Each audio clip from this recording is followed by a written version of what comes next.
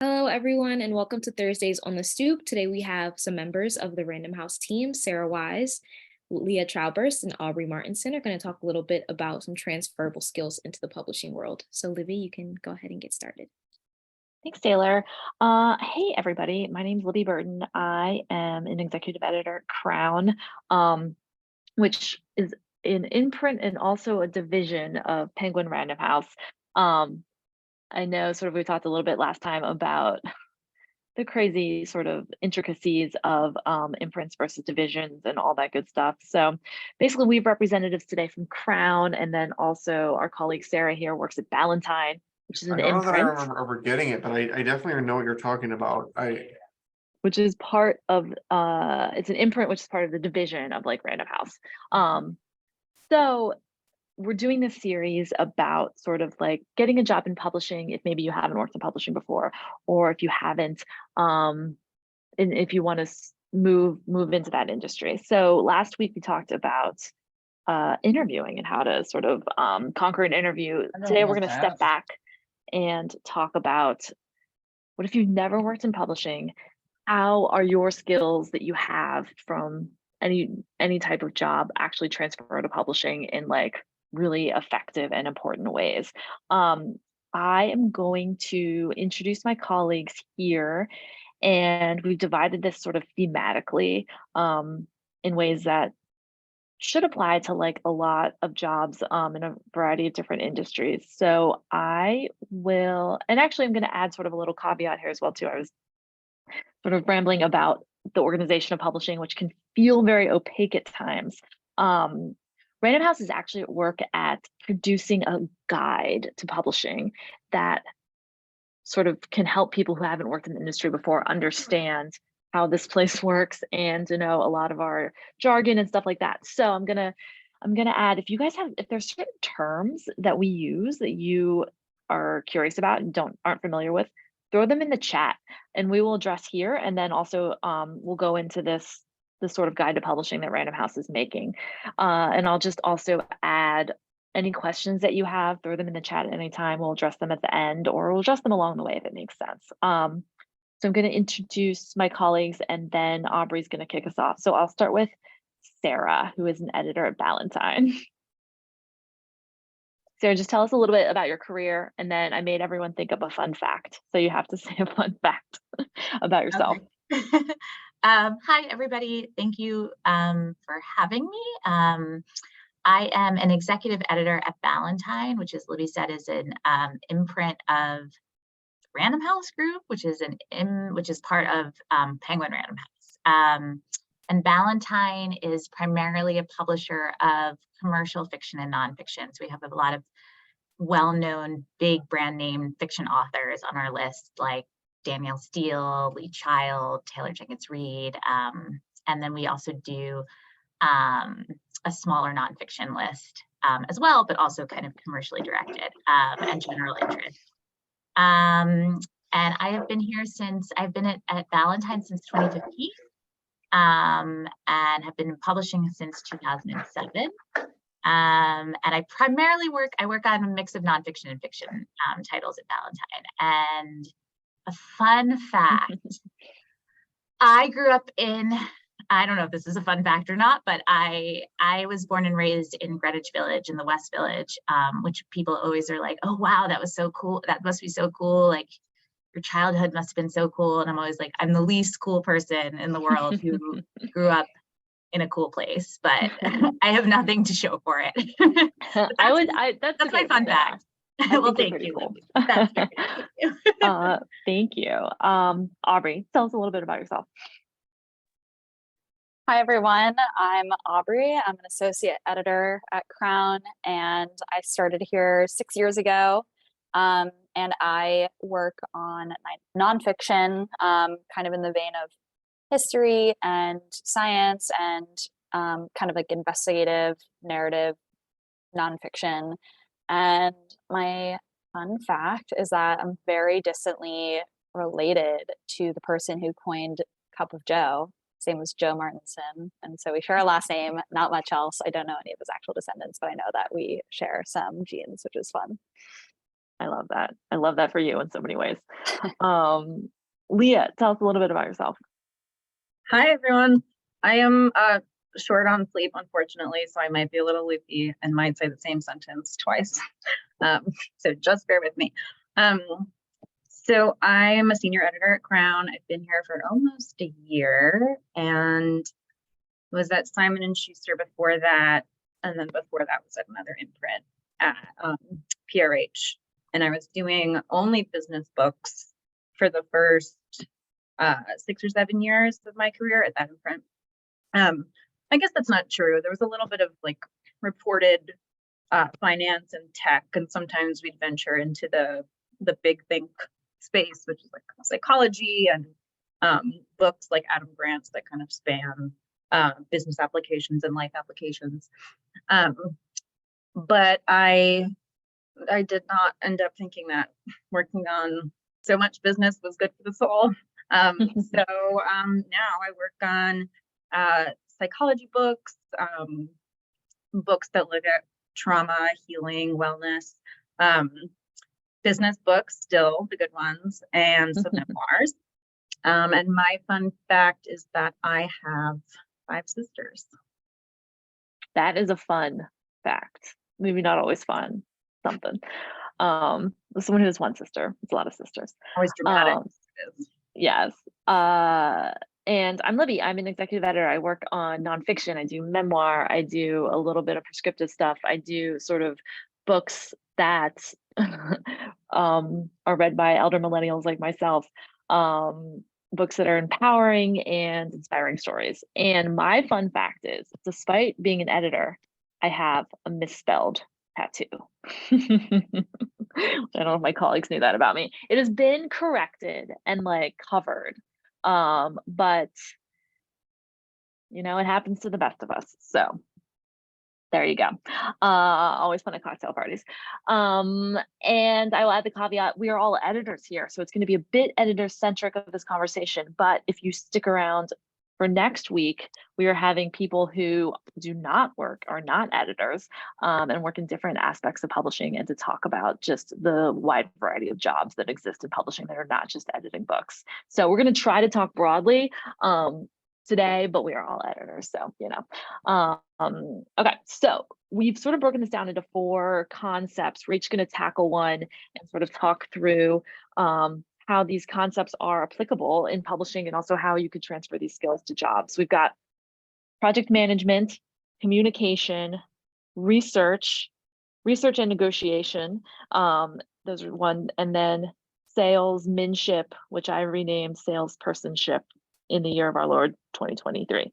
So yeah, these are sort of big skills that if you can speak to these in a cover letter or an interview, you can definitely get your foot in the door in a publishing job, I think. So I'm gonna kick it over to Aubrey to sort of talk a little bit about her experience with project management as an editor, as an assistant, and how that concept can, if you can manage a project, you can probably edit a book and help a book come into being. At least I think so. That's what I'm hoping you're arguing, Aubrey. Yes, and wow, you learn something new every day. I love your fun facts, Libby. I'll show it to you later. Hello again, everyone. Aubrey. So my title, associate editor, means that I've, in a sense, graduated from having assistant in my title. First 2 kind of first titles that you start off at as editorial assistant, and then assistant editor, which is also just kind of a funny switcheroo in itself. But then I am now an associate editor, which means that I am building my own list of books that I can call myself editor of.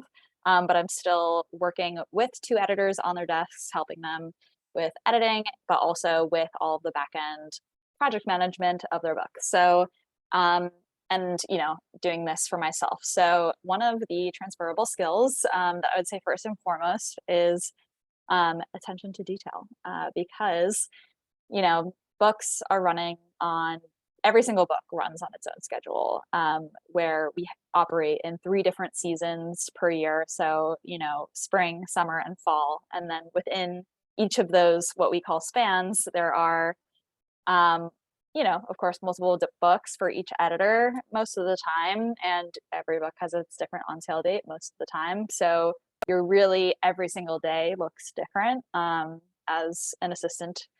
And so, you could be working on somebody's calendar, helping with, kind of like scheduling lunches, but it's also, working on author communication as well. So you're working with your own authors, you're working with the editors, you work with authors, and making sure that their copy for the jacket is on time, that the manuscript's on time. You're working on, if there's any sort of like photos in the book or permissions. So you have your hands in a lot of things, but then you're also the liaison between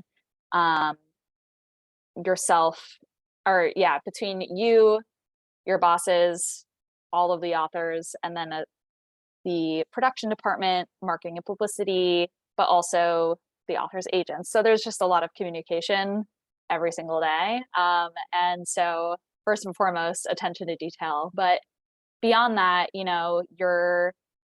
if you've ever worked in, a sales or marketing job, you're also helping to run our profit and loss sheets and figuring out, if we want to take on a new author, what their books,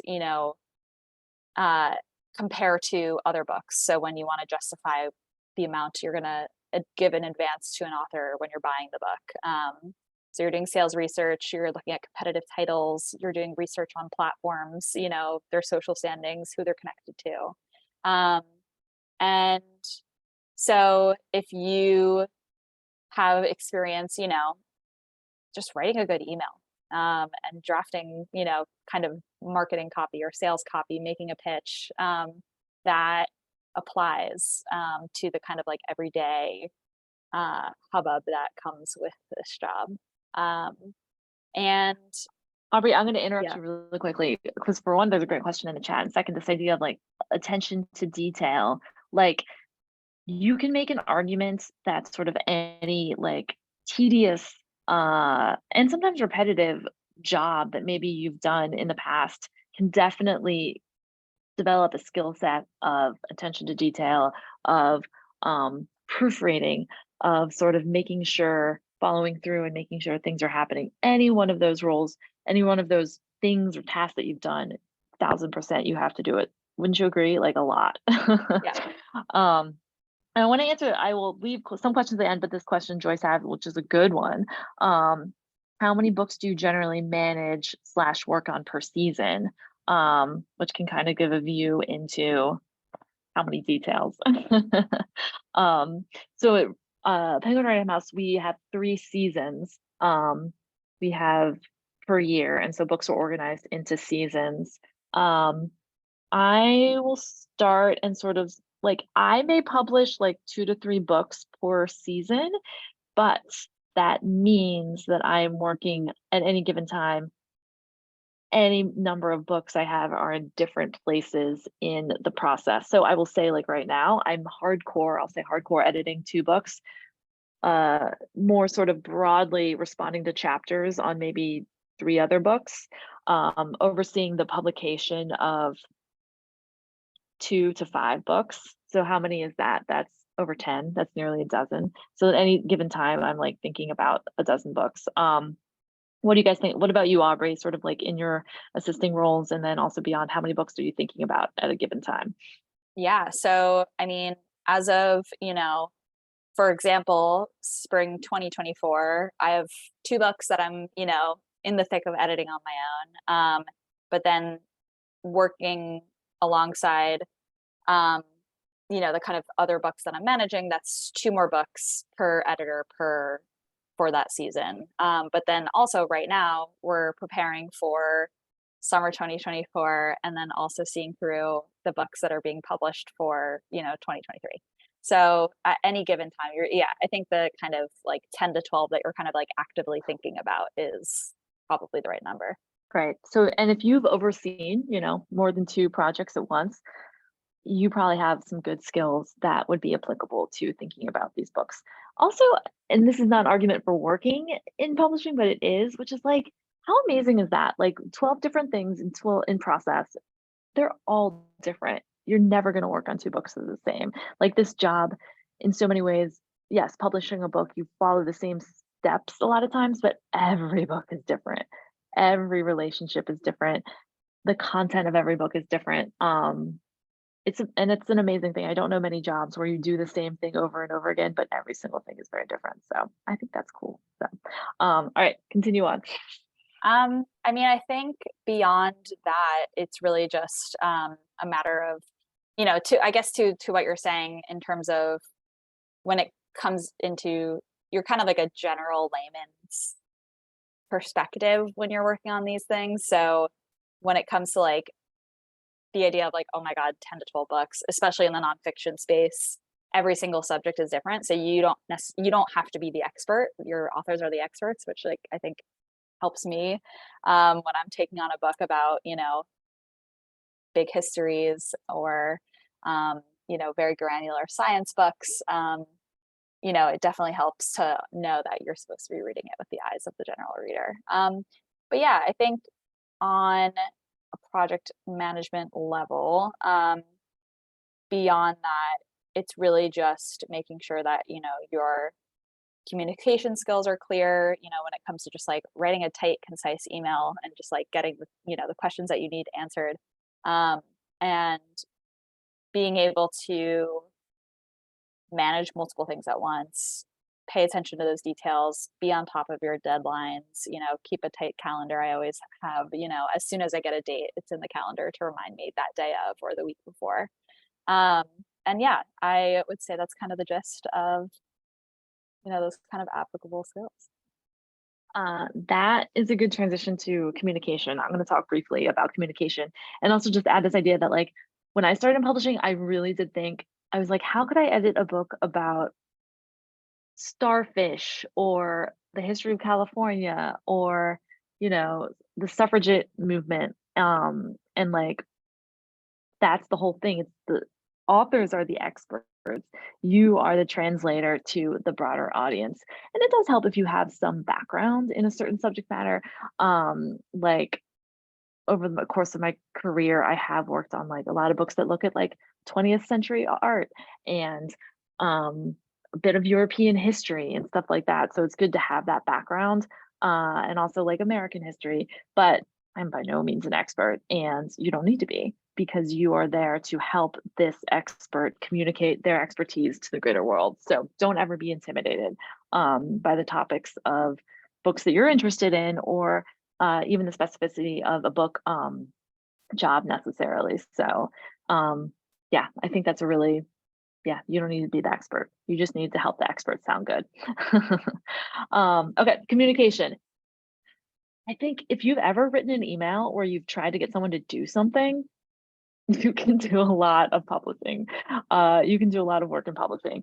Communication is a huge part of this. And now I haven't had a lot of jobs in publishing because I've worked in publishing like over a decade, but I have worked as both a waitress and I've worked as an assistant to social workers. Very different jobs, very different from publishing, but in both of those jobs, I have had to communicate bad news to people. I'm sorry, we're literally out of tuna fish or something like that. Also, like, you're not going to get your benefits because you didn't fill out this paperwork.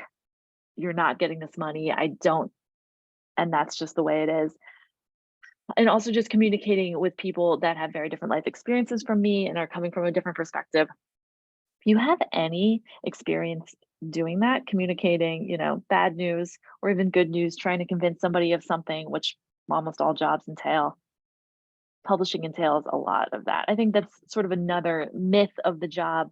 I think as editors, maybe we can speak to that as well too. Like, this job is not sitting in a room with a computer all day. This job is very much communicating to your authors, to agents, literary agents, who are people who represent books and represent writers and do the negotiating of the book deals, and then also are often very involved in the editing and publishing process.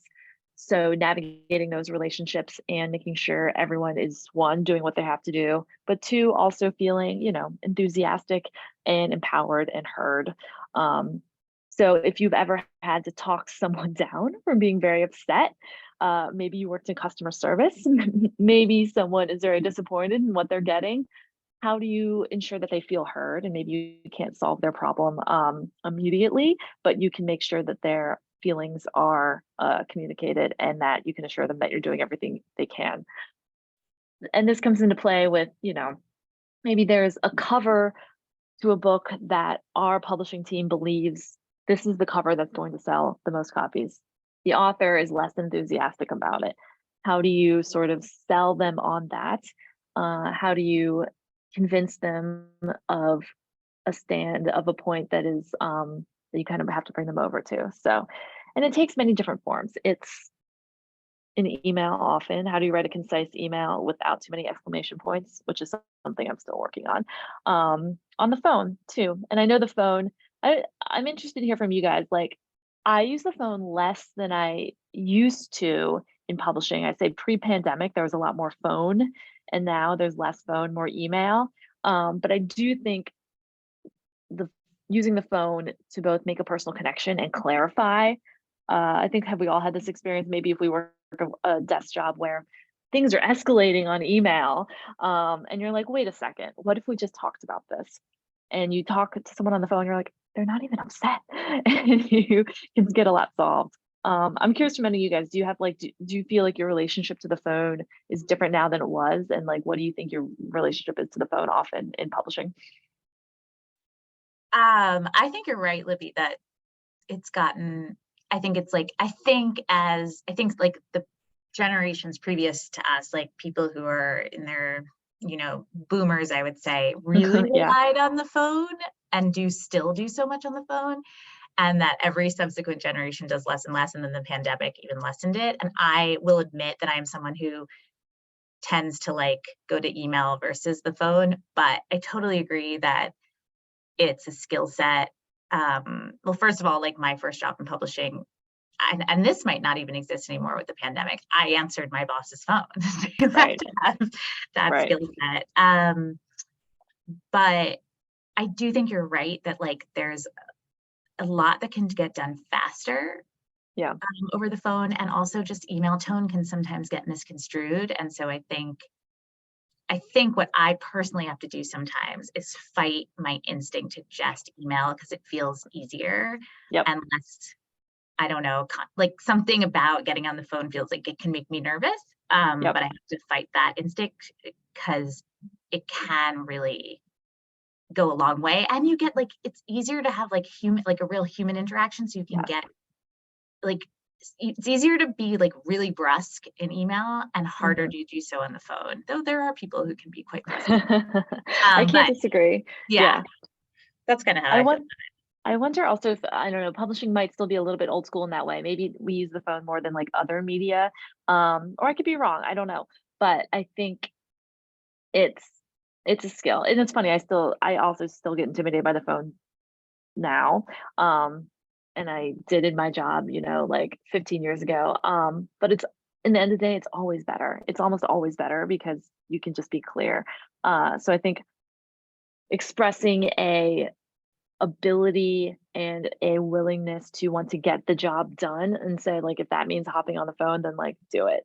I also think the two specific sort of conceptual frameworks for communication that like still serve me in publishing, and I know are a big part of almost any job that you do.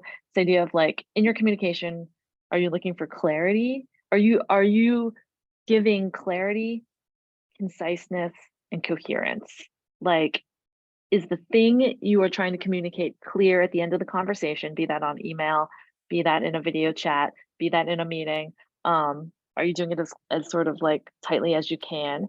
And is the ask coherent? Like, is it a simple, straightforward thing? So I think if you can go into an interview and communicate your ability to see how to get to that, then you have a real leg up. And my last sort of point, which I still use all the time, and with authors, when I'm offering feedback and edits, it's like the feedback sandwich, right? Which the feedback sandwich is just for life. This is how to give people bad news if you guys haven't been doing this. And I know there's some arguments about it as like a real effectiveness. And is it fair? And is it the best way to, sort of give professional feedback? I don't buy into that. I think if you start with sort of building someone up to give them, and if you guys don't know what a feedback sandwich is, it's basically like offering sort of positive praise, then constructive criticism, and then sort of like offering like a positive way forward. So you have a criticism sandwich with lots of positive around it. Especially with someone like a writer, an author, someone who has created something and put a lot of effort into it, to just recognize the work that they've done, even if there's a lot of work that has to be done in a revision. I think it really helps to feel, again, people want to feel heard and feel understood across the board, be it at a restaurant or be it as an author. So offering people praise for what they've done, recognizing what work needs to be done, and sort of offering a path forward. If you can sort of communicate your ability to understand that process, that's a lot of what this job entails, especially the editorial job. So yeah. And on that note, I'm going to pass this over to Leah. Who's going to talk a little bit about research and negotiation, and then whatever balance she feels is appropriate. You might be wondering what research and negotiation have to do with each other, and I haven't thought through the answer to that question. It's because we talked about it and we thought that we had an idea that how they related, and now it's not real sure. You asked me to talk about negotiation, and I asked if I could broaden the scope to basically being a self-starter who takes the initiative to ask a lot of questions of the people around them, and also just researches a lot of answers on their own, and works on building skills on their own. You're probably getting the sense that this is a career path where you have to be a generalist. I remember one editor who's been in the industry for decades saying that if you could have one degree that would be most helpful for a job in editorial, it would be a child psychology degree. Because my God, I deeply agree with that. Like, forget the English major, although I am grateful to be an English major and we kind of write book reports. Like, I actually wish I was a history major, because I wish that I had a broader sort of understanding of history. But like, what I learned, my best friend was a psychology major, and like what I learned from her that I apply to my job every day, 1000%. So yeah. So you kind of have to take the initiative to build some of these skills on your own, unless you just happen to be, a polymath genius, which I certainly am not. And I will circle back to the skill of negotiation later, which I think really shows up in a way at the entry level and then throughout your whole career. But first I'll back up a little bit. I was genuinely shocked when I was hired as an editorial assistant. And I'm not trying to be humble. I'd been homeschooled in upstate New York. I had not only 5 sisters, but 3 brothers. And I went to a tiny college and then had interned at one tiny magazine, and that was it. But someone from that college was working at Penguin Random House miraculously. And so I reached out to her and asked if I could get her coffee. And I was so intimidated that I just basically asked her questions for an hour because I didn't want to talk. And she just kept talking, and I could have listened for 3 hours because the job she was describing seemed so full of interesting people, both like within the company and also the authors they work with and the agents. And I also hadn't realized that editing, or the job of an editor, was so much more than being a copy editor. And in fact, you could probably get pretty far without knowing everything about commas in this field. So then a job opened up a few months later, and the person I knew was kind enough to recommend me. And later I learned that the imprint that hired me as an assistant had just decided to change their kind of hiring philosophy, from looking for a lot of internships to looking for people who were great, my boss at the time. And I had one internship where, because the magazine was so small, I was just like doing social media, copy editing, coming up with headlines. And I remember knowing I had to tell some story in my interview, so I talked about that for a while. And they were like, yeah, she's hungry, clearly. But I had not majored in English. I really didn't know what I was doing, which you don't have to as an editorial assistant. But I think what has served me well was, you can come up with whatever weird system you want to try to figure out, there's so many things that you have to kind of get a feel for the landscape when you start in publishing. Like, it'll probably take you a few years to get the landscape of other imprints, the literary agents, and then one day you'll just kind of know. You hear a name and you're like, oh, that person who represented that book, because it is a pretty small world. But that's not even the most important thing to be curious about. I would take home books from, there are books everywhere. So I would take home the best-selling books that my imprint had published, and I would only read the introduction, because I'm not that much of a martyr. Sometimes I'd skim a little bit, and I would try to figure out, okay, so this book, clearly it was blurbed by these people. It clearly hit a nerve with this audience. It sold this many copies. It's written in this style, or the voices, or the narrative style checks various boxes. What made it work? And I would actually try to take notes, because sometimes it's not the best books that were selling the most copies, and sometimes it was. And sometimes I realized, no book has been written on this topic before that was humorous or accessible in any way. And this book is not groundbreaking, but people were dying for it. Or I'd realize, oh, this person has a lot of famous friends. That's why their book is sold. And my boss at the time, I'm really grateful to her, although it was a lot to work for her, because she would often answer my questions with questions. I would ask her,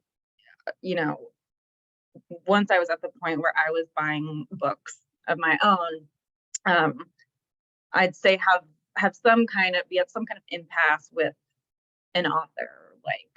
They wanted to have an 11-word subtitle on their book, and I'd be like, okay, but these 5 words are powerful and sophisticated, and most importantly, they actually fit on the cover. So can we please go with this? And so I'd go into my boss's office and be like, they can't see reason. What is going on here? And she'd be like, well, what do you think they're afraid of? Or something like that. That's just an example. But she would just keep asking me questions, and then I would start to connect dots. I'd realize sometimes, an author's afraid that their book is going to be perceived as too not serious, for example. And there are other ways that we can soothe that than putting 11 words in the subtitle, and so I just got into the habit, thanks to that boss, of kind of stepping back and trying to think without letting my knee-jerk reaction rule. about what was going on beneath the surface and those kind of interpersonal interactions. Leah, I'm going to interrupt you because I am very like moved by this like way that you took this idea of like research, which I was like thinking like, oh, researching new books, but this is even bigger and more profound, and I think is deeply related to working in publishing, which like, are you curious about how systems work? Are you curious about where art meets the market and like what makes a difference in why thousands of people versus hundreds of thousands of people buy something for $30? Like, also, then are you curious about like psychology on very smart and accomplished people? All those things. Like, if you are, then you could do very well in publishing. And if you've ever been curious about, again, how systems work, how art moves people, and like why some art doesn't, and why some art moves a lot of people, then like we want you to work in publishing, basically. And all the ways in which yeah, I think that's really beautiful. And like if you come to a place where you have an interview again, or you have like a cover letter, and you can like get that curiosity across, because I think curiosity is way more valuable than even like expertise, right? Or pedigree, for sure. I would say that in people that I'm interviewing. So I love it. Also, like how annoying that your boss said that. What are they afraid of? Just tell me the answer. Oh, annoying for me.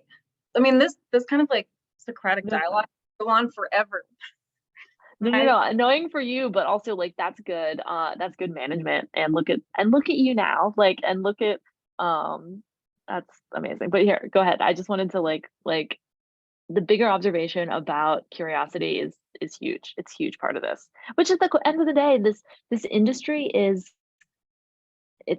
we're putting art into a market ultimately, and you know, what a privilege to be able to do that, and the best way to do that is with curiosity. Yeah, so continue on. I'm pretty sure I've been talking for too long. Maybe I should just stop. No. I love that. I mean, I guess there is something to be said though, and I will put you on the spot, but not too much, about negotiation, which is like a whole separate thing, but kind of plays into these ideas as well too, with communication. But I think negotiation is a big part of our jobs as editors, which again, I didn't think that was part of it when I got into it. But just talk briefly a little bit about that. Yeah, well, it was something that I was really bad at because I was afraid of conflict. And have any of the previous panels talked at all about negotiating book deals and how that? No, we've not gotten into that. We've only really talked about interviewing. Okay. So sometimes assistant editors, definitely assistant editors, which is like the second step in your career path, will be acquiring books. And by acquiring, I mean, typically an agent will send you a book proposal and you will love it, or you will love it with some asterisks and, you know, have some thoughts on what could be different. You'll meet with the author, and then the agent will say, okay, next Friday at 9 a.m. You and the other 7 editors who all absolutely adore this author and their work will your first bid will be due at 10 a.m. and then the top 4 bidders will proceed to round 2, and then from there we'll go in rounds until the top bid wins. And that's one of several ways that an auction can be structured, but not an uncommon one. And you usually submit a bid via email, and then you will attach like a note telling the author that you respect their work and what your vision is, etc. So that part is just like typically like whoever offers the most money will win, but not always. You can sometimes win as an underbidder if you bring something else to the table, a connection with the author, if they really want to be published by the same list as by the same imprint that, say, published their favorite book, then you can put a little weight on the scales. But anyway, when it comes to the final, once, like, say you win a book on the money, on the basis of the money, then the negotiation stage about all of these other deal points begins. For example, the first big book I bought, big meaning expensive,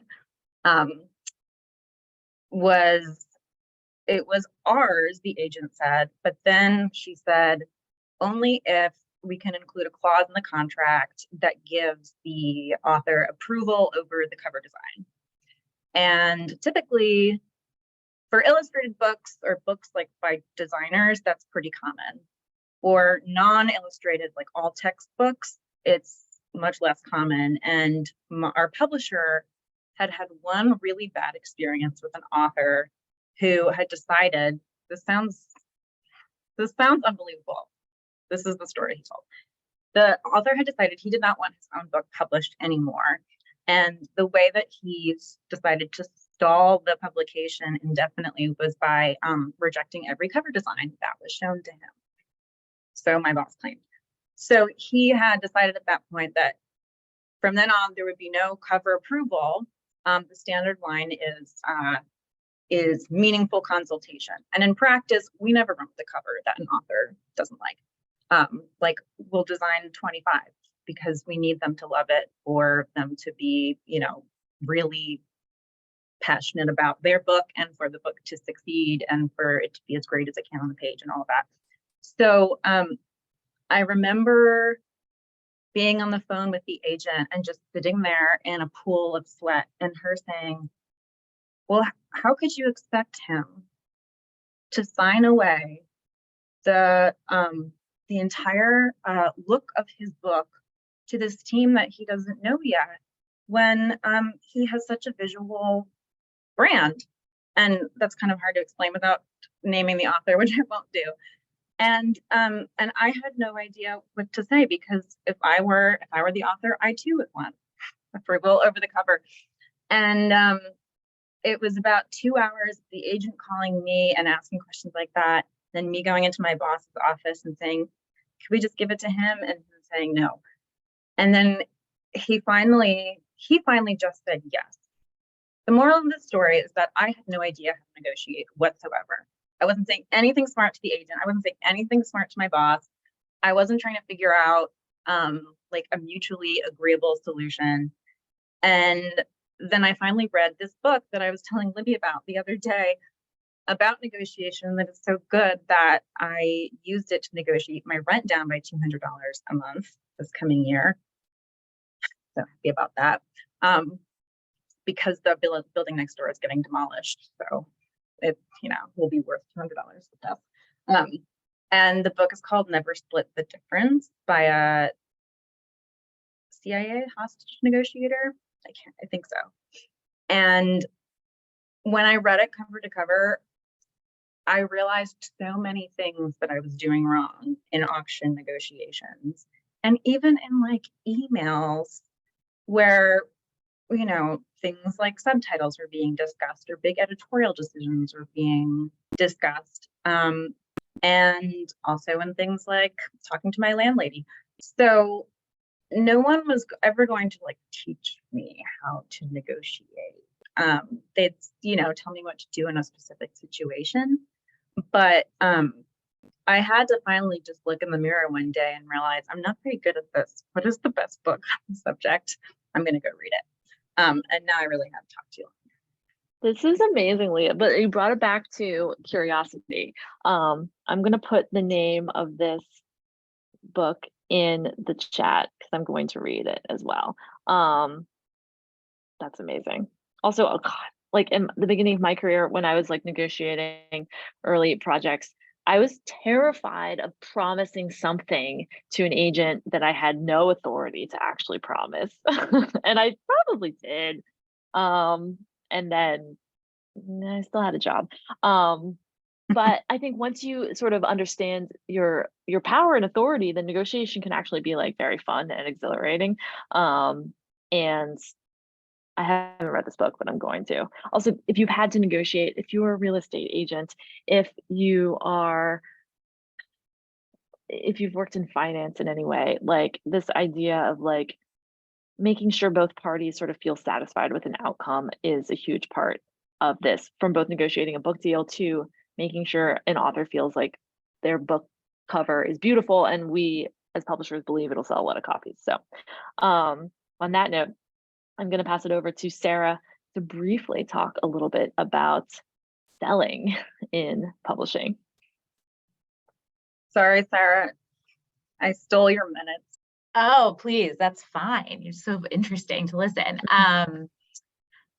I guess just to round it out, I think salesmanship is not a part of the editorial job that I realized that it was part of this job until I started doing it. So it might not be something that you all might realize is a big part of what we do. And I guess it's not as like hard selling as maybe some other jobs are. We're not technically in sales, and there is a sales, I mean, the four of us aren't, there's a sales team within PRH. So those skills are definitely transferable. But in terms of selling in the context of an editorial job, I think so much of what we do day to day is salesmanship. So that is on a few different fronts. So just briefly, basically, I think it consists of, we're constantly evaluating projects, proposals, manuscripts. And when we get something in that we love as an individual editor, we have to sell it to our team. We have to sell it to our editorial director, our publisher, who then has to sell it to the president of the company, who's going to get us the money to bid. And then we also have to convince, if we're sort of greenlit to bid on the project, we have to advocate for how much we want to pay, which is maybe the opposite of selling because we're buyers, but you're basically selling this project and you have to convince someone that you see it at this level and this is why. And so even though we're buying something, we are selling our team on it.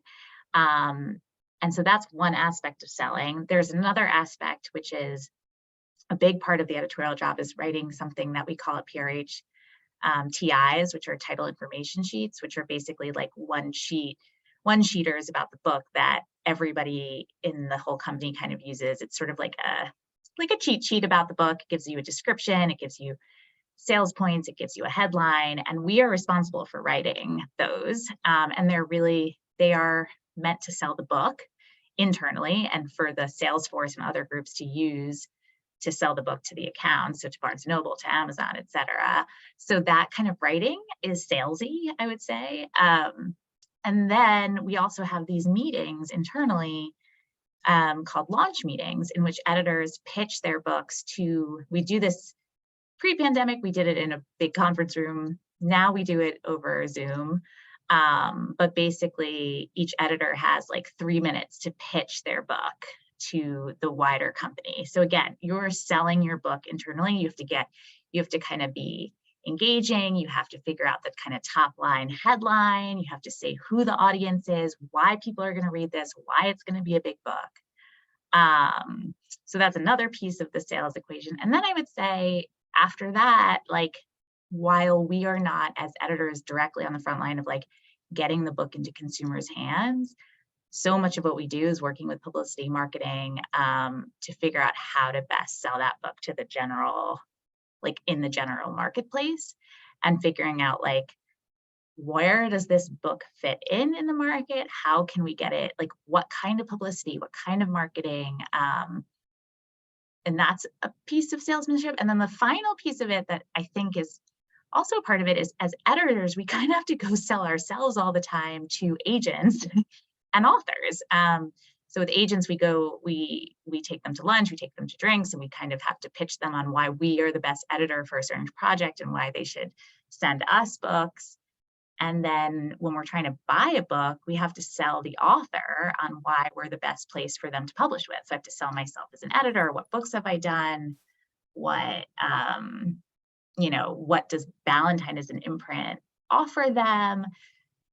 And they're trying to sell us in return, but it is a two-way street always. So I guess that's all to say there's definitely a bunch of different aspects of this job that consists of selling, and maybe not the kind of way that immediately comes to mind, but I really do think that if you've worked in a job that has in some way, shape, or form a salesmanship or salespersonship component, I think that there are truly really transferable skills, because I think part of this panel, the whole point of it is to kind of disrupt the idea that we just sit in an office and with a red pencil all day just editing, and that is a part of the job, but it is only one part of the job. So that's my selling spiel, and I know that we want time for questions, so I will stop talking.